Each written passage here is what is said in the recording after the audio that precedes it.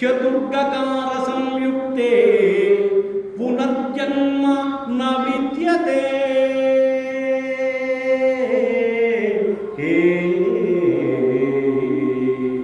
గీత, గాయత్రి, గంగా, గోవింద ఈ 4 పదాలు పలికితే పునర్జన్మ ఉండదు అంటున్నారు.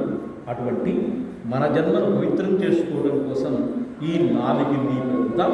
యదక్షర పద భ్రష్టం మాత్రాహీనం తు యద్భవే, యదక్షర పద భ్రష్టం మాత్రాహీనం తు యద్భవే తత్సర్వం క్షమ్యతాం దేవా నారాయణ నమోస్తుతే. శ్రీ వేణుగోపాల నమోస్తుతే.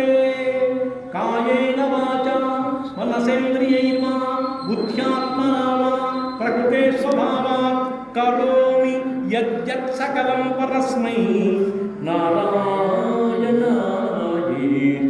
సమర్పయామి. శ్రీ గోపాలాయేతి సమర్పయామి. హరి ఓం తత్సత్.